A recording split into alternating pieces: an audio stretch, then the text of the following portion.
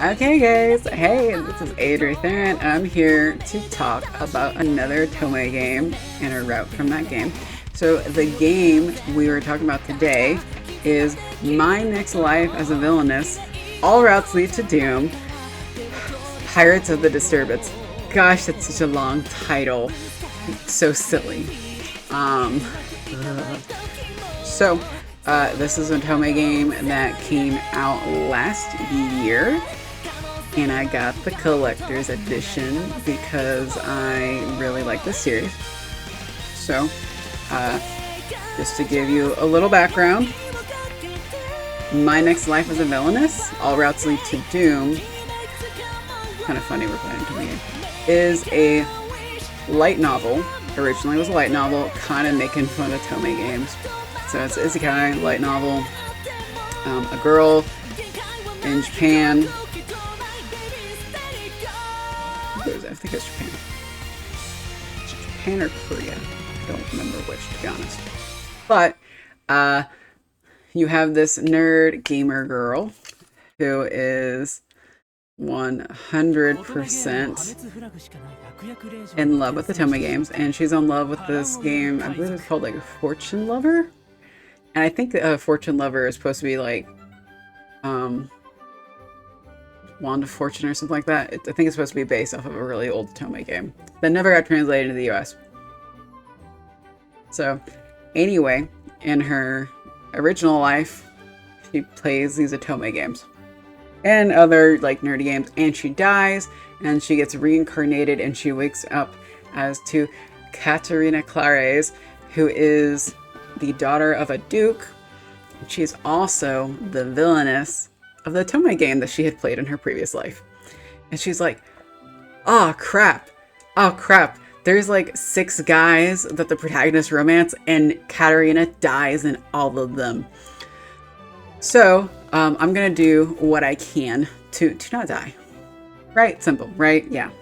This is kind of a trope that I've been seeing a lot. I read a lot of manhwa and manga, and I read a lot of light novels. So the isekai, I'm reborn as a villainess, it's a huge trope at the moment and has been for the last couple years. So when this series originally got translated into the US, I believe it got translated first as a light novel, and then it got the manga, and then I got an anime. I actually have not seen the anime. I don't think I read the manga, but I read the light novels originally. And there's a stupid number of them at this point. I did not keep reading them. So the thing about Katarina, and online, she gets called Bakarina because she's an idiot. So like it's very much, this is a comedy. This entire series is a comedy. So if you don't like comedy Tome games, you're gonna hate everything about this, because it's just, the protagonist is an idiot. She is called Bakarina online all over the place. So if you love Bakarina, that's great. I thought it was cute until I got to like light novel volume 10, and I was like, this is going on longer than I thought it would. And like there's kind of like in the books, there's kind of some romance. So through her just natural goodness and natural kindness, Katarina manages to make every single person fall in love with her, including the other villainesses from the game, the female protagonists from the game, and every single male love interest, and like the villains. Everyone is like, oh my god, Katarina is so adorable and charming, and she's not like a normal nobility lady. She's, she's just acts herself and doesn't give a crap. Everyone falls in love with her. The more background on Katarina is she is super convinced that if she ends up on any of the Tome game routes from like the 6 guys, then she's going to eventually get to her death. And she's like, I need a way to basically survive and not be reliant on my parents. So her hobby is farming. Yes, we have a nobility person who likes to farm. So, kind of just looking at the people here. Katarina is the girl with the brown hair in the middle. The teeny tiny girl to the left with brown hair, that is... Oh man, I'm blanking on her name. We're not going to go through and have me name all the characters, because I honestly don't remember all their names. Maybe we should go to the special section. So, but for today, who I want to focus on is Geordo. However you want to say his name, I really don't know what the correct list is, if I'm just going to be perfectly honest. But, so like, as you're reading the light novel, you're going through this, you're acting with these guys, everyone's falling in love with you, and everyone's just like obviously in love with you. Katarina has no idea that everyone is in love with her. They all know that they are in love with her. Like, they make snide comments to each other about like how you're being obvious, yada yada yada. But Katarina never picks up on it. So in the books, at least where I got up to, like, she doesn't romance anyone. She doesn't have a love interest. And the person I wanted her to get with, because I have a thing for princes and I have a thing for blondes, is Geordo Stuart, who is her fiance. So in the original Fortune Lover game, he falls in love with Maria, who is technically the female protagonist of that game. And then he kills Katarina because in the game, she's like being, oh, ho, ho, ho, I'm a villainess, and does bad things to Maria, and she dies. So she is like super afraid that Geordo is going to kill her at the end. Like, she has not picked up that her actions have changed everyone's opinions on her, like, hardly at all.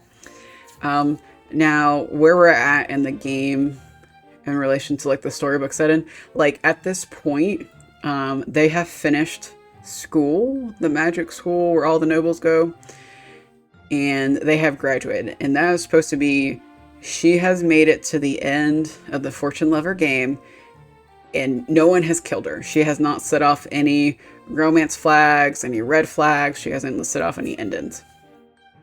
So from her perspective, she's like, I'm good. I'm good, right? Yeah. Yeah. And she totally, like, she kind of is like, okay, well, you know, these are my friends. We're all friends. She has no idea that everyone's in love with her. So she just assumes that eventually Prince Geordo will fall in love with Maria and break their engagement. That is not the case. He is head over heels for her, as is Maria, pretty much. I don't think Maria has ever, like, been superly blatant, but it's kind of like, yeah, Maria, you're definitely in love with Katarina too, aren't you? She's not as blatant as the guys. Yeah. So as I read those books, I have a thing for princes, a thing for blonde princes, and I was like, I need you to get with him, Katarina. And after reading 10 books, didn't even get close. And I was just like, gosh darn it. So when I heard about this Atome game being made, I was like, oh, thank God, I can finally realize my dreams of Katarina getting with Prince Geordo. So he is the first route I did. And I did thoroughly enjoy myself going through this route. So where this game takes place is it is set at after they've all finished school, and it's in between, I guess, them going to like their actual jobs. Katarina and Geordo are technically still engaged, and they are going on a ship that is like a ship that has people from their country and a neighboring country, and it's kind of like, oh hey, we're allies and we're having a peaceful trip together, yada yada yada, political BS, whatever. And then you guys get like besieged by pirates and kidnapped by pirates, who the pirate you can eventually romance. So that's the pirate guy over here. So I've only done Geordo's route right now, and I'm probably going to do Nicole's route next because he was the other one I was interested in. I liked him. But the game has 1, 2, 3, 4, 5, 6. I can count 6 routes.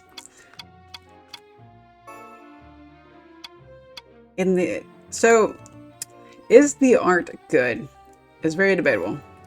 The art is very much my next life as a Villainess art. So if you love the art from that series, then you're going to think the art is great. If you are like an Otome game enjoyer, is this the best art I've seen for a Otome game? No. No, it's not. Is it the worst? No, it's definitely not the worst. I've seen really bad art. But it's very much the style. Now, like, to be fair, like, if you're not a fan of the series, like, why are you playing this game? Just being honest. Like, there's a lot of stuff that I really don't go into that you miss out on if you're not somewhat a fan and at least seen, like, what, probably the season. I think the anime only has one season, or read the books or mangas or something. So you definitely, there's a lot you would miss if you're not a fan of the series.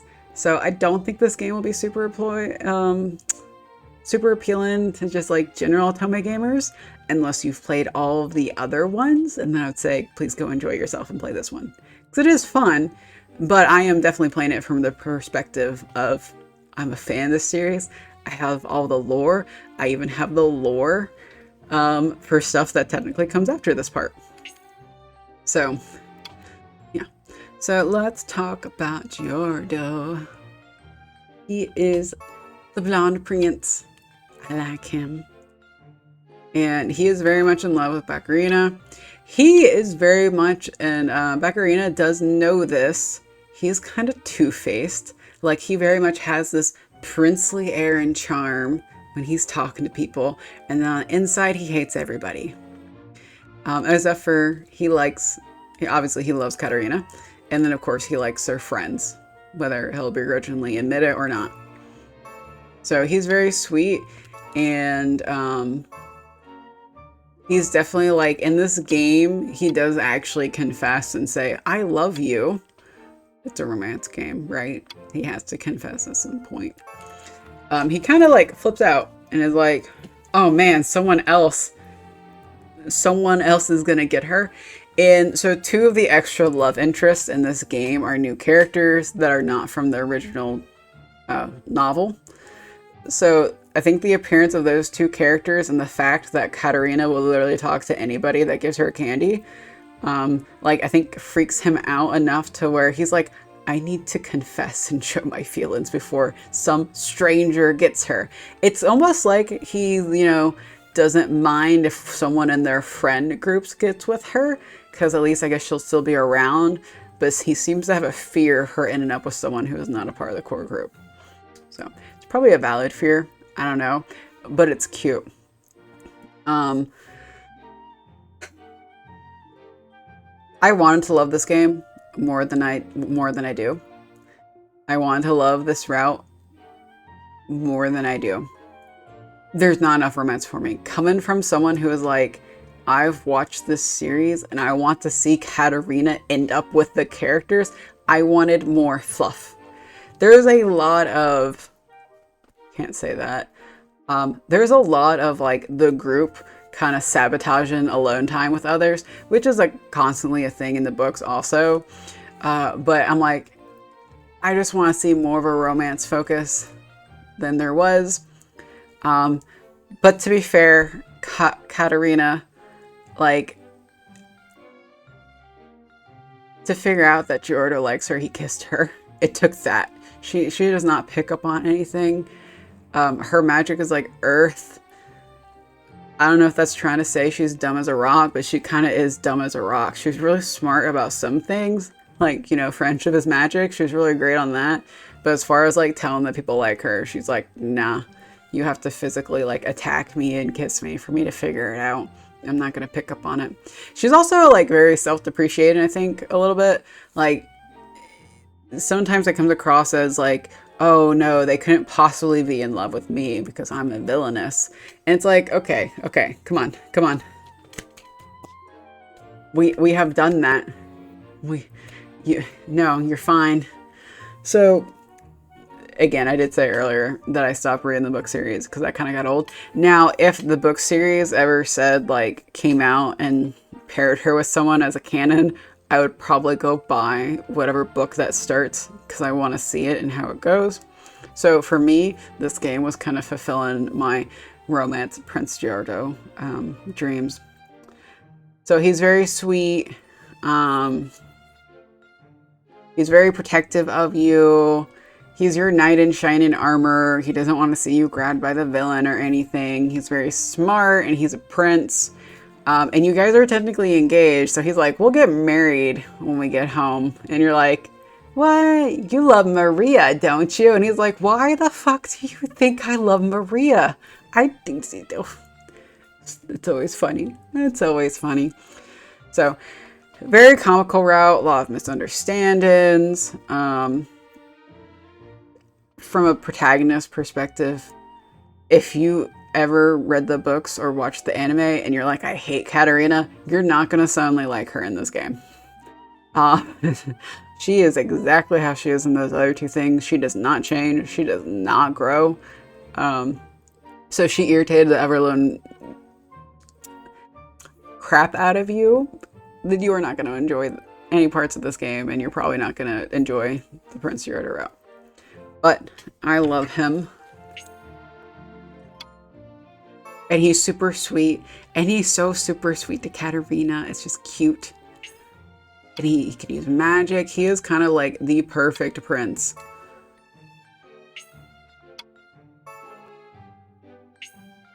And I think he is super hot. He to be honest, he deserves better than Katarina. But, you know, whatever. I shouldn't be too mean to the main character we're playing as. For Otome games, I very much prefer other female protagonists I've had in Otome games than Katarina. Katarina is great for comedy, for comic relief, right? She is a great comedic person, which is great for light novels and the anime series, because, you know, like, it's a comedy, and the focus isn't romance in either of those. With this being the romance, it's almost a little bit too much. So she eventually figures out, I love him too, and they get married. And I do wish the route was longer than it is. And it hasn't been super long since I played through this. I don't know when I'm actually going to post this video, but I had to start playing Charade Maniacs in between when I played this route and recorded the video. And as a whole, even though I played it only a couple weeks ago, I don't remember a ton that happened in his route. There's nothing really that, like, stood out that much, other than, like, he protects her, they've been kidnapped, Baccarina says, like, a bunch of dumb stuff, and he kisses her, and eventually she's like, oh, he must love me. It's like, yes he does. So, is this going to be my favorite Otome game based off of this route alone?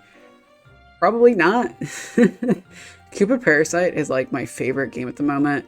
And then there's like Nameless and Dandelion. And like, it's almost too much comedy for me. Too much comedy, not enough romance. Give me more romance. Now that being said, if they make another one, I will still buy it. So, yeah, and I got the special edition of this game, and I don't regret buying it. So, I mean, but it's not my favorite Otome game. So, anyway, if you watch this video, I appreciate it. For this game, I'll be playing Nicole next, and then I'm also playing, like, Charade Maniacs first. And then I gotta play Cupid Parasite, Sweet and Spicy Darling Fantasy. I'm so excited for that. So once I complete those two, I will plan to go back to the Villainess game and complete that one. And then I don't know what I'm gonna play after that. I might go play like an indie Otome game. Like, maybe by the time I finish all three of these, like, Demon Heart will be complete. I think that's gonna be finishing in August, maybe, something like that, July. That's another one I'm excited for. But anyway, if you watch this video, I appreciate it, and I hope to see you next time, and bye-bye.